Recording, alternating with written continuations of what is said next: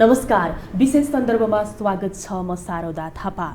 नेपालमा नेपाल सरकारप्रति जनतालाई विश्वास छैन, जसको कारणले गर्दा देशमा केही घटना हुने बित्तिकै कालोबजारी महँगीको मार उपभोक्ताले खेप्नु परिरहेको अवस्था रहिरहेको छ। यही सन्दर्भमा अहिले विश्वमा त्रास फैलिरहेको छ कोरोना भाइरसको, र कोरोना भाइरसको त्रास विश्वमा फैलिरहँदाखेरि नेपालमा डराउनु पर्ने अवस्था छैन, र विशेष गरी नेपालमा अझै पनि 6 महिनासम्मको लागि उपभोग्य वस्तुहरूको अभाव हुने छैन भनेर नेपाल सरकारको तर्फबाट भनिरहँदाखेरि अहिले कालोबजारी अनि महँगीको मारमा तिनै उपभोक्ताहरू परिरहेका छन्। यही विशेष सन्दर्भ लिएर आजको कार्यक्रममा हामी उपस्थित भएका छौँ, जसको लागि स्टुडियोमा हामीसँग हुनुहुन्छ राष्ट्रिय उपभोक्ता मञ्चका अध्यक्ष प्रेमलाल महर्जन र अन्य राष्ट्रव्यूहका नेता सुरेन्द्र बस्नेत। हामी उहाँहरूसँग विशेष सान्दर्भिक कुराकानी गर्नेछौँ। अब उहाँहरूसँग कुराकानी गरौँ। स्वागत गर्न चाहन्छु म यहाँहरू दुवैजना। नमस्ते। सबैभन्दा पहिला म प्रेमलाल महर्जनजीतर्फ जाँदैछु। जस्तो यहाँहरूकै भर्सन हो यो, यसभन्दा अगाडि पनि नेपालमा उपभोक्ताहरूले आफ्नो उपभोग गर्ने सामग्रीहरूको अधिकार उपयोग गर्न पाएका छैनन् र अराजक शैलीमा अधिकार खोसिएको छ उपभोक्ताहरूको भनेर यहाँले भनिरहनु भएको छ। यो पेरिफेरीमा कुरा गरिरहँदाखेरि अहिलेको समयमा के भइरहेको छ? सबभन्दा पहिले म धन्यवाद दिन चाहन्छु आम उपभोक्तालाई परेको पिरमर्काको बारेमा यो तपाईँको यो विशेष सन्दर्भ कार्यक्रममा मलाई बोलाउनु भएकोमा। जहाँसम्म तपाईँको प्रश्नको कुरा हो, वास्तवमा पनि नेपालको संविधान 2072ले आम उपभोक्तालाई अर्थात् नेपाली जनतालाई उपभोक्ताको हक प्रदान गरिसकेको छ मौलिक हकको रूपमा, र साथसाथै उपभोक्ता संरक्षण 2075ले 9वटा अधिकार पनि हाम्रो नेपाली जनतालाई दिएको छ। अब त्यो अनुसार कानुनी रूपमा हामी संविधानत मौलिक हक प्राप्त नेपाली जनता हो उपभोक्ताको अधिकारको क्षेत्रमा कुरा गर्दाखेरि।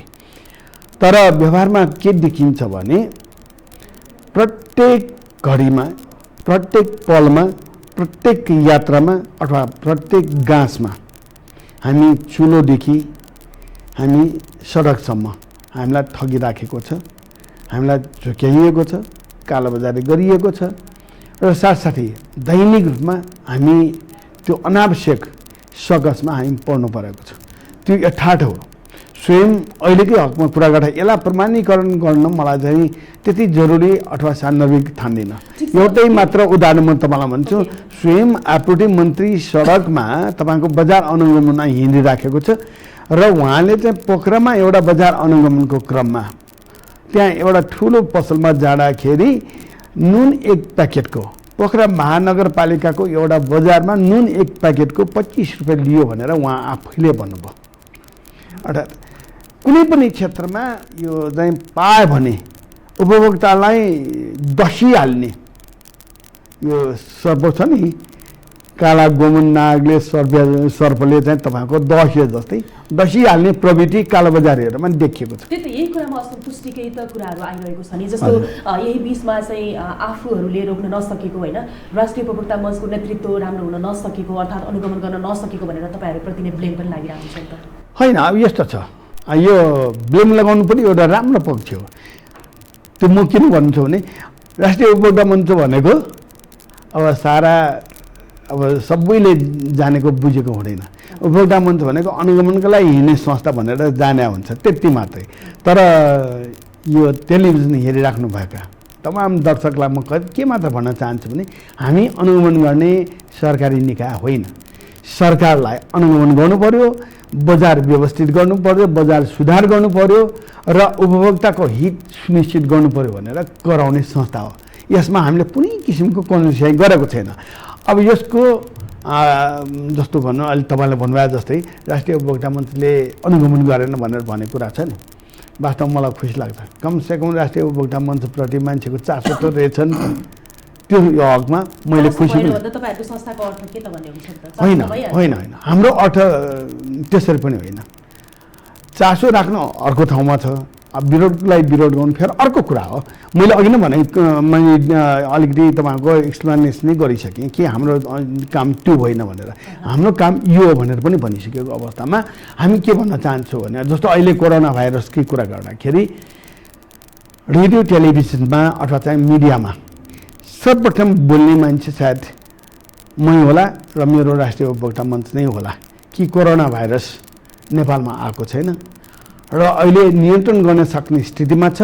सरकार यसमा सचेत हुनुपर्छ, सजग हुनुपर्छ। सरकारले सघन रूपमा एउटा चाहिँ यो रोग नआउनुको लागि, नभित्रिनुको लागि एउटा चाहिँ महाअभियानकै रूपमा एउटा कार्यक्रमहरू सञ्चालन गर्नुपर्दछ र कार्यक्रमको साथसाथै दैनिक उपभोग्य वस्तुहरूको यथेष्ट भण्डारण गरेर आपूर्ति व्यवस्था सहज गर्नुपर्छ भनेर भन्ने संस्था यही हो र आम उपभोक्तालाई पनि कोरोना भाइरसबाट सजग हुनको लागि सचेत गराउने, कालोबजारहरूलाई चाहिँ नाङ्गो पार्नुपर्छ। कालोबजार कुनै पनि क्षेत्रमा अहिले गर्नु पाउँदैन र कालोबजार गर्नलाई कुनै पनि पर्याप्त आधारहरू पनि छैन भनेर भन्ने संस्था पनि यही हो।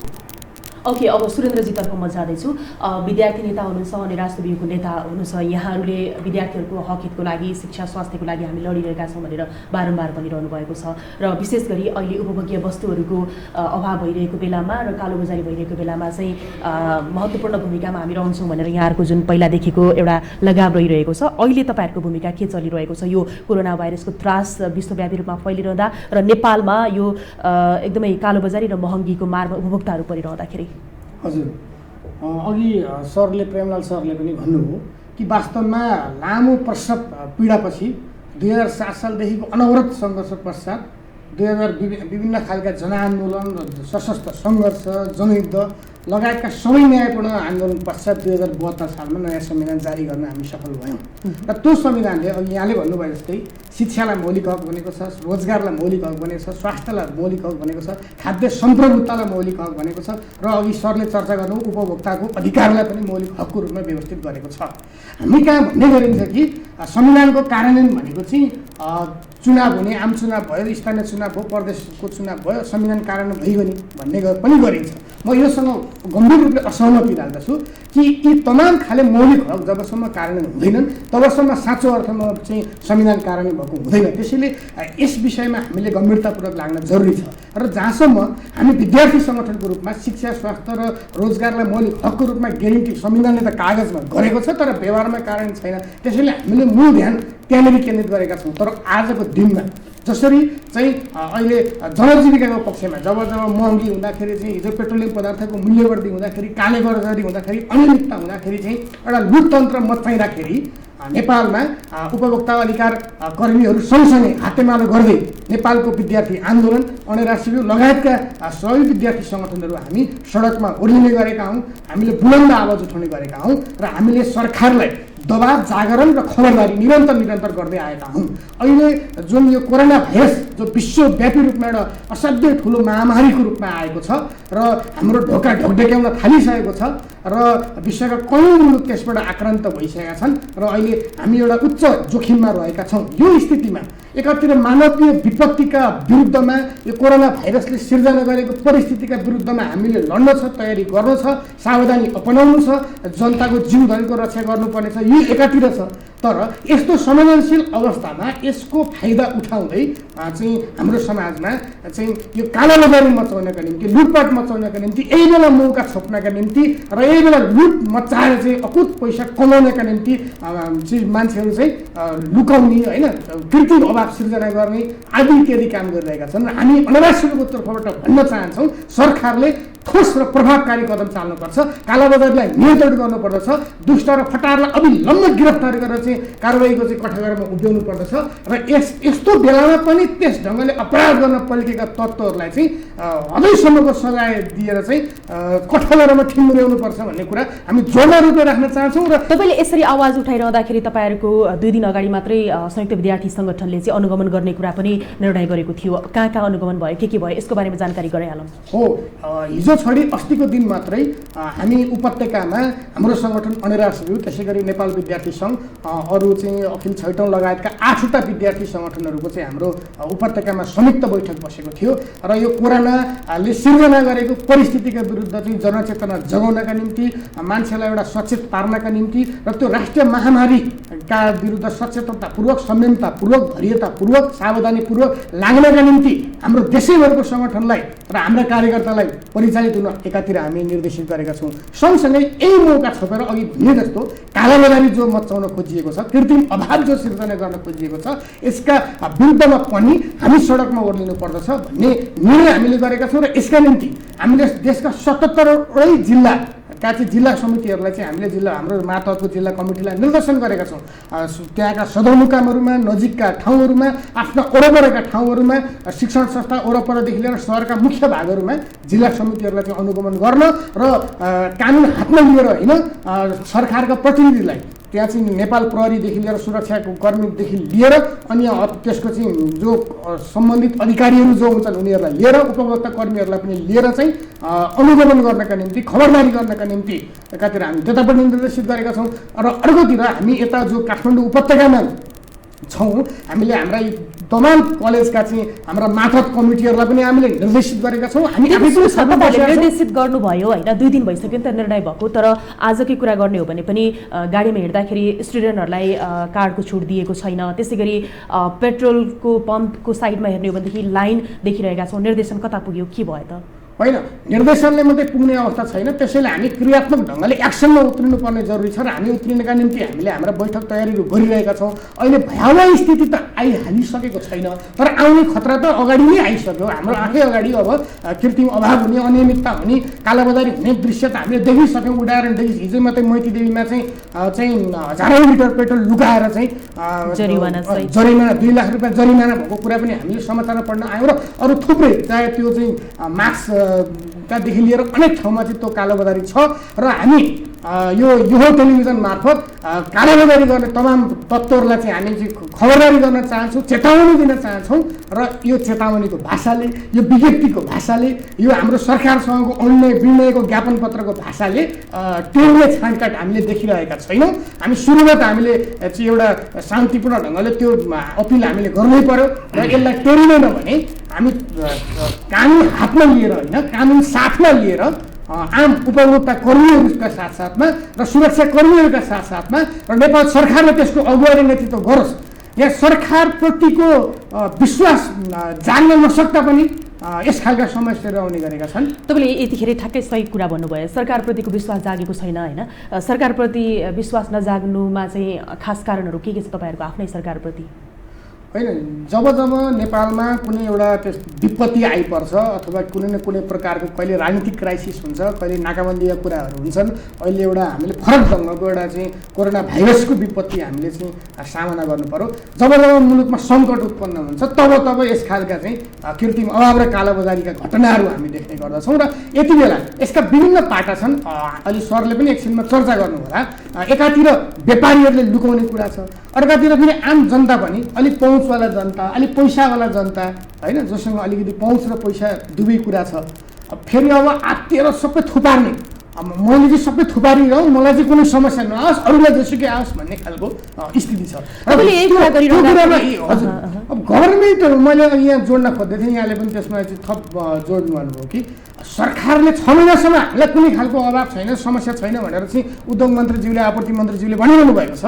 तर पनि मान्छे दौडेको छ, मान्छे चाहिँ लाइन लागेको छ, हाहाकार मचिएको छ र सरकारको अपिलप्रति विश्वास त्यो पैदा हुन सकिरहेको छैन।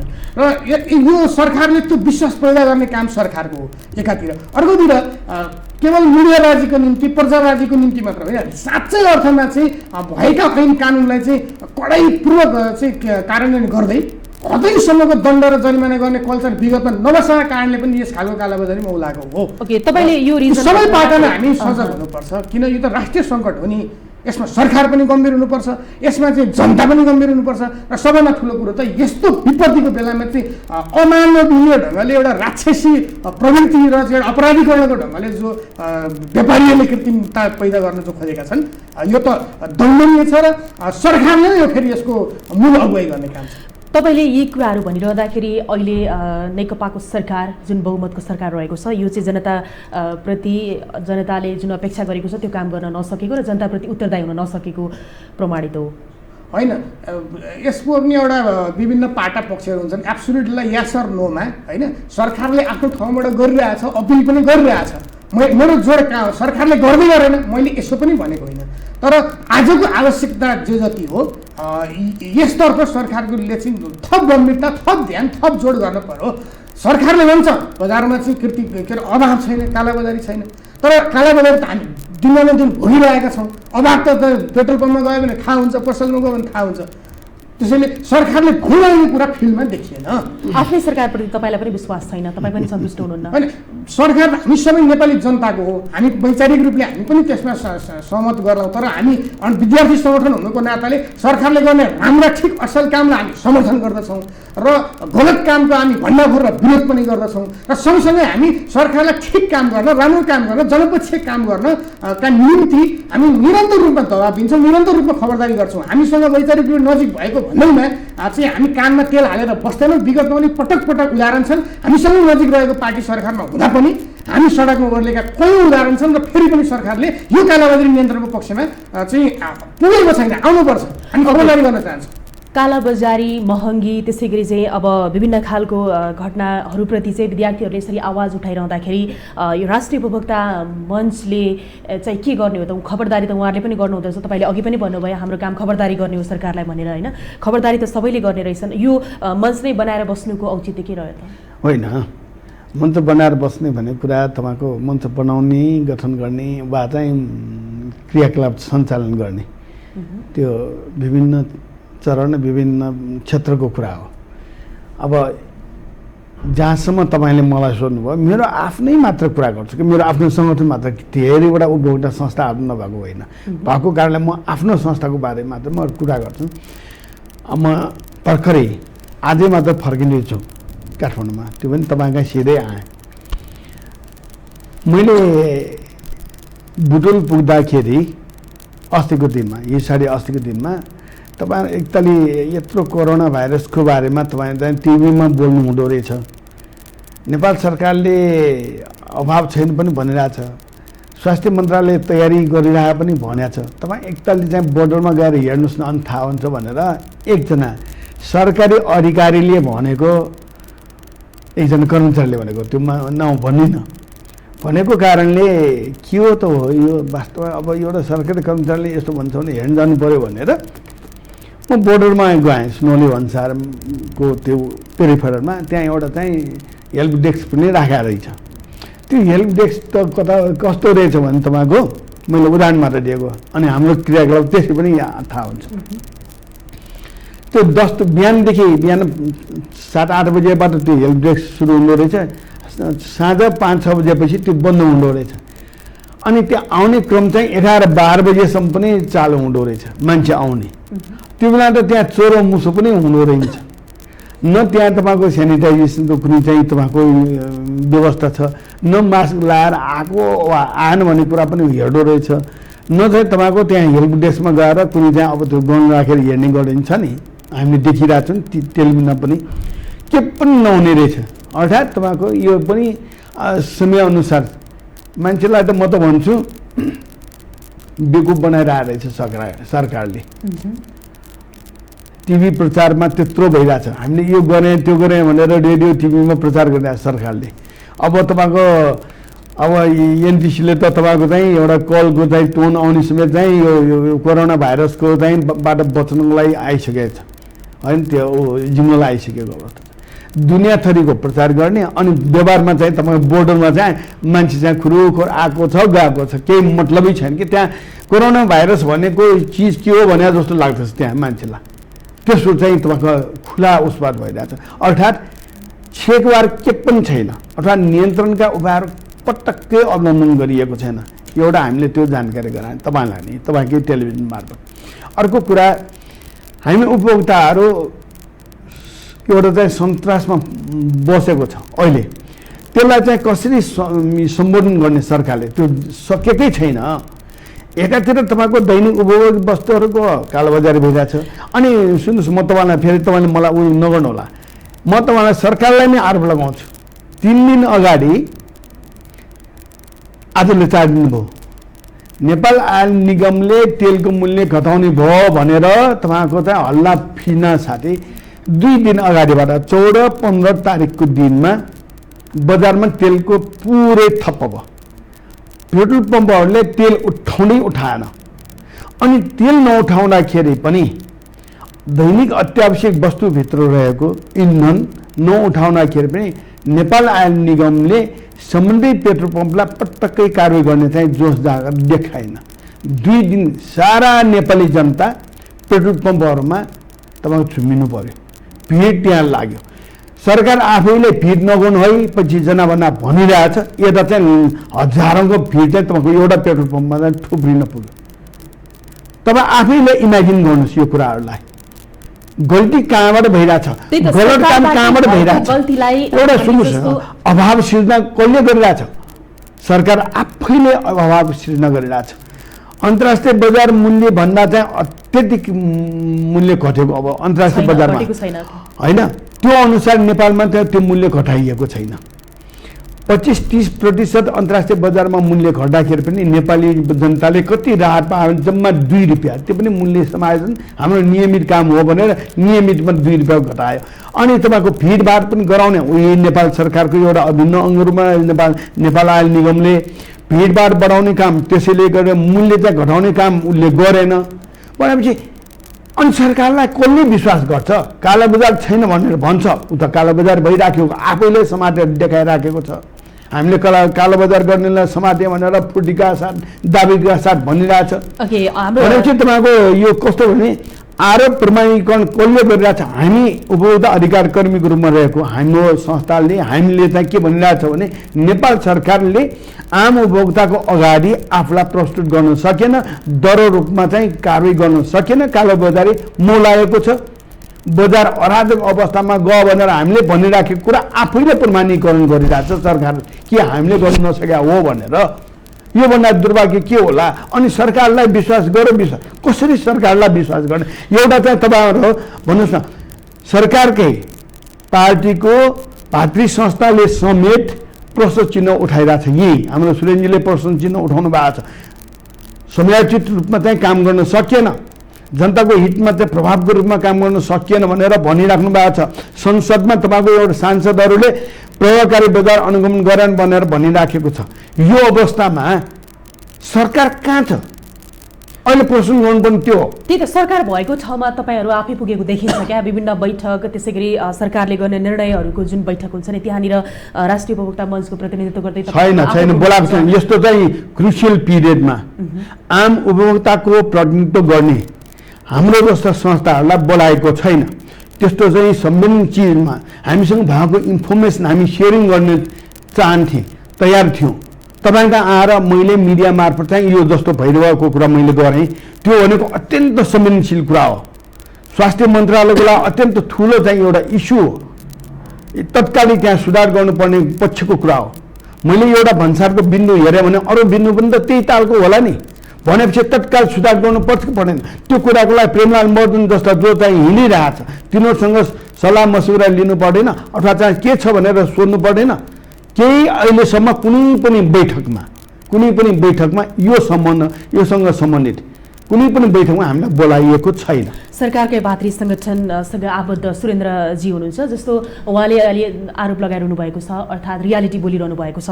सरकारले नै कृत्रिम अभाव सृजना गरिरहेको छ, कोरोना भाइरसको विश्वव्यापी त्रास फैलिरहँदाखेरि भिडभाड गर्ने काम सरकारले नै गरिरहेको छ। सरकारले खास गरेको के हो? तपाईँ अलिकति यसमा कतिको अवेर हुनुहुन्छ? आजको दिनमा 2टा विषय अत्यन्त बर्निङ इस्युजको रूपमा चाहिरहेको छ होइन। एउटा कोरोना भाइरसको आतङ्क र अर्को कालाबजारी, त्यसैको प्रभावस्वरूप आएको कालाबजारी। अहिलेको समयमा 2टा कुरा छ। सरकारले खास गरिकन कोरोना भाइरसको सम्भावित जो जोखिम र खतरा छ यसलाई नियन्त्रण गर्नका निम्ति जे जति कदमहरू चालेको छ यो सराहनीय नै छ। खास गरिकन सरकारका उपप्रधानमन्त्री ईश्वर पोखरेलको नेतृत्वमा जो एउटा उच्च स्तरीय समन्वय समिति छ यसले बैठक बसेर एकदम महत्त्वका साथ चाहिँ जो एकपछि अर्को गर्दै निर्णय र पहल कदमी गर्दै आएको छ त्यसलाई हामीले सराहना गर्नुपर्छ। राम्रो यही बिचमा जस्तो सराहना गर्ने कुरा आयो, धेरै कुराहरूलाई सराहना गरियो होइन। जस्तो हाम्रो भविष्यको कर्णधार जुन एसई दिनको लागि तयारी भएर बसेका विद्यार्थीहरू जो परीक्षा स्थल पुगिसकेका थिए। काठमाडौँमा त्यो समस्या नहोला, तर नेपालको दूरदराजमा 77 जिल्लाको यदि हामीले सिनारीलाई हेर्ने हो भनेदेखि 3-4 दिन अगाडिदेखि चाहिँ होटलमा अर्थात् भाडा तिरेर बसिरहेका धेरै विद्यार्थीहरूको जुन भविष्य छ नि, अन द स्पट सरकारले निर्णय गर्नु सही थियो या गलत, त्यो पनि फेरि क्षणमा आधा घण्टाको बिचमा 2वटा निर्णय आयो होइन। त्यसले गर्दाखेरि चाहिँ अहिले मारमा अर्थात् सरकारको यो सही डिसिजन सही टाइममा हुन नसके किन हो भन्ने प्रश्नले फेरि अर्को एउटा मान्छेहरूलाई चाहिँ हताहत बनाएको छ क्या। निश्चित रूपमा यस खालको राष्ट्रिय विपत्ति वा अन्तर्राष्ट्रिय विपत्ति त हाम्रो देशको सन्दर्भमा हामी यस स्केलमा पहिलोचोटि नै बेहोर्दैछौँ, भोग्दैछौँ होइन। यसका पटक पटकका त्यस्ता यही कोरोना भाइरसकै अनुभवहरू हाम्रा विगतमा थिएनन् पनि। यसले गर्दा चाहिँ हामीले अनुराष्ट्रिय, म यहाँलाई यस लोकप्रिय टेलिभिजन मार्फत म राख्न पनि चाहन्छु, हामीले अलि अगाडि नै भन्यौँ कि यो कोरोना भाइरसलाई सावधानी बेलैमा अपनाउने हो भने यो एसइईको परीक्षा अगाडि नै रोकिनुपर्छ। विद्यालयहरू, कलेजहरू, शिक्षण संस्थाहरू बन्द गर्नुपर्छ। अब यहाँ बाँच्ने कुरा मुख्य भएर आइसक्यो। बाँचेन बाँचेपछि त पढौँला, बढौँला, हाँसौँला, नाचौँला, तर बाँचेन भने के गर्ने? हरेक अभिभावकलाई पनि सबभन्दा ठुलो चिन्ता त आफ्नो सन्तान पहिला सबल होस्, स्वस्थ होस्, बाँचोस्, बाँचेपछि उसले पढ्ला बढ्ला भन्ने आधारमा हामीले अलग अगाडि नै सरकारसँग आह्वान अपिल गरेका थियौँ। तर यो निश्चय नै हिजो आजबाट एसइईको परीक्षा हुँदै थियो।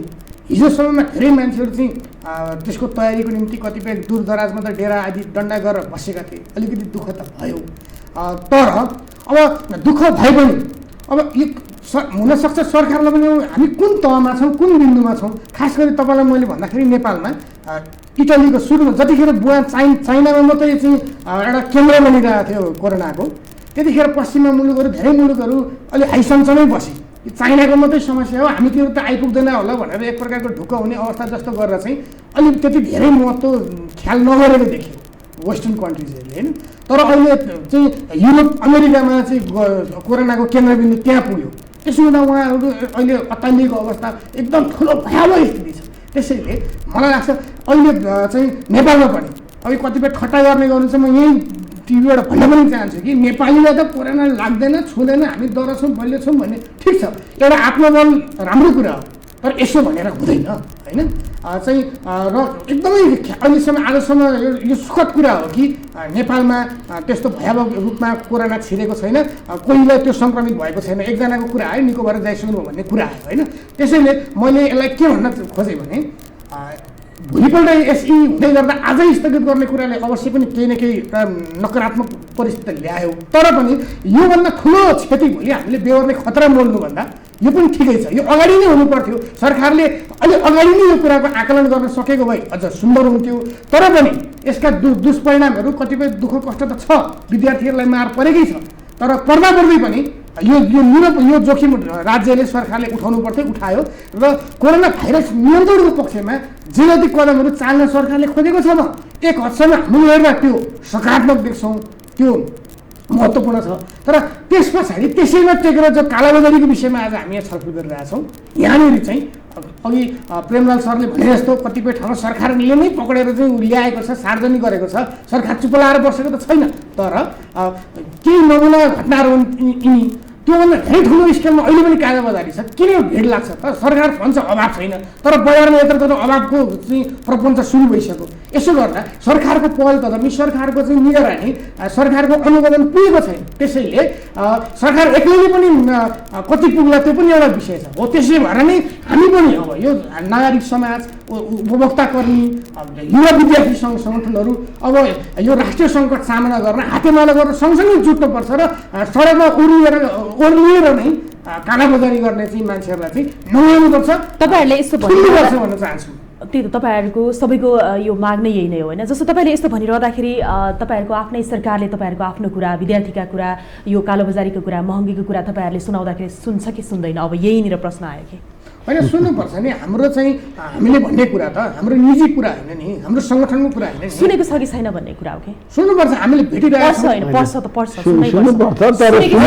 कति सुन्या होला, कति नसुन्या होला। सुनेको कुरा ठिक छ, नसुनेको त अब नसुनिन्जेल त हामी दबाब दिन, जागरण गर्न, खबरदारी गर्न छोड्दैनौँ। र सँगै अघि प्रेमलाल सरले भने जस्तो हामी पनि यस्तो हो कि हामी चाहिँ कार्यान्वयन गर्ने निकाय त होइन, फेरि पनि हामीले त जनताको आवाज होइन, समुदायको आवाज उठाइदिनु नै हो, खबरदारी गर्ने नै हो, हामी आफै कार्यान्वयन गर्ने त होइन। त्यसैले हामी सबैको अभिभावक सरकार। तर एउटा कुरा वास्तवमा सुरेनजी, हामी सरकारलाई धेरै गाली गर्छौँ कि है। सरकार वास्तवमा मलाई त कस्तो लाग्छ भने यो कछुवा छ नि, कछुवालाई तपाईँको ढुङ्गाले हिर्काए पनि माथिबाट ऊ आया पनि भन्दैन, आठो पनि भन्दैन, ऊ चल पनि हुँदैन कि। हाम्रो नेपाल सरकार त्यस्तै हो, यो कछुवा जस्तै क्या। अनि त्यही तपाईँको माथि मुखैमा अट्याक गरेर मुख पनि भित्र यस्तो दुलोभित्र आफ्नो बडीभित्र लुगाइदिन्छ, के पनि हुँदैन। हाम्रो सरकार अहिले त्यही स्थितिमा छ, आफू सुरक्षित बन्न पाएपछि जे पनि गर्न पाउने उसलाई। अनि हामीलाई चाहिँ के पनि नदिने, हामीसँग एउटा कछुवा छ भन्ने बाहेक अरू के पनि नपाउने यो स्थितिमा सरकार छ।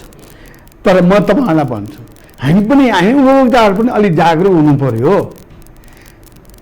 जस्तो मैले भनिरहेको छु कि हामीले सरकारले 6 महिनाको लागि पुग्छ, नुन 1 वर्षलाई पुग्छ भनिसकेको अवस्थामा म आफै पनि भनिरहेको छु, नेपालमा नुन 1 वर्ष 1 दाना पनि विदेशबाट आयात नगरेको अवस्थामा पनि नेपालमा पर्याप्त छ।